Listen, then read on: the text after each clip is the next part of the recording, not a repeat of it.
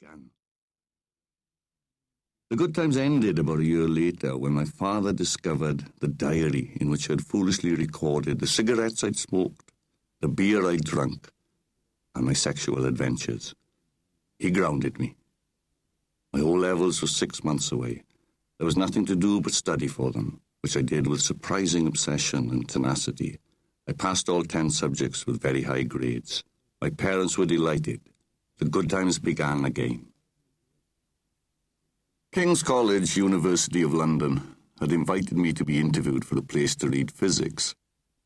I looked forward to the trip. The interview presented me with no worries. My mind was more concerned with visiting Soho, a place Albert had discussed at length with me on several occasions. I worked out which underground stations were close to Soho Square and killed time so as to arrive there by nightfall. I walked down Frith Street and Greek Street. I couldn't believe it. The place really was like Albert had said. There were strip clubs and prostitutes everywhere. I saw the clubs I had read about in The Melody Maker and The New Musical Express. Then the sexiest girl I had ever seen asked if I wanted to spend some time with her. I explained I didn't have much money. She said not to worry. I accompanied her to a flat. I gave her everything I had, £2 and 8 shillings. She'd just give me a little bit of what she had, but it was more than enough. King's College accepted me on the understanding I would get good enough A-levels. I'd make sure I'd get them. I couldn't wait to get back to Soho. I got grade A in each subject. Herbert John Davis, headmaster of Garrow Grammar School, had other ideas. He wanted me to sit the Oxford University entrance examination.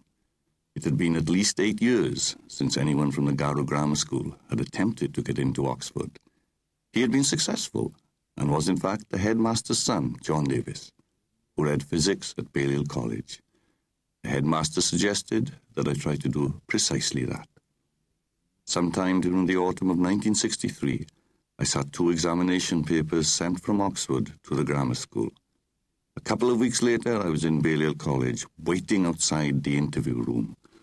After about 20 minutes, the door opened, and the frame was filled with the imposing figure of the ancient Greek historian, Russell Meggs.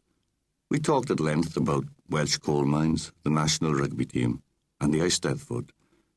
Sometime during the first half of December 1963, a letter from Balliol arrived at my home in Wales.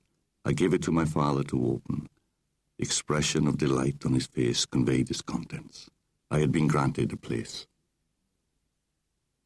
In early 1964, I began life as a fully enrolled Balliol undergraduate.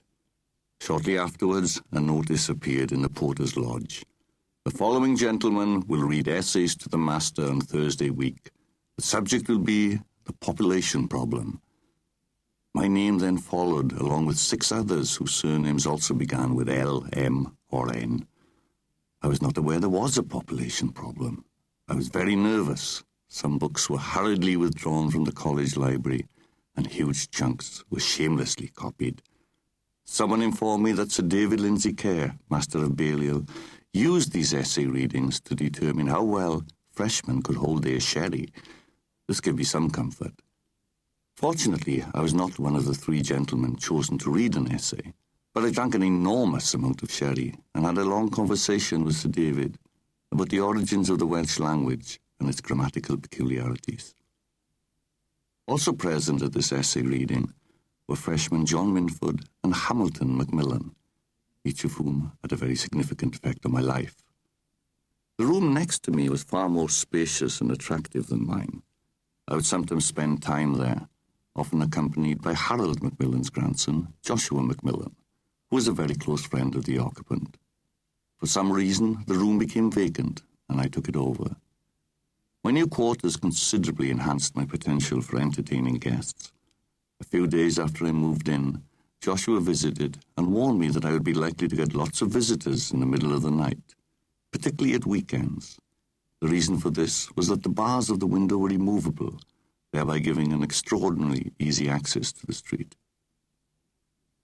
Balliol undergraduates often spoke of a character named Dennis Irvine, who had been rusticated from Oxford and had sensibly spent his period of banishment from the city walls visiting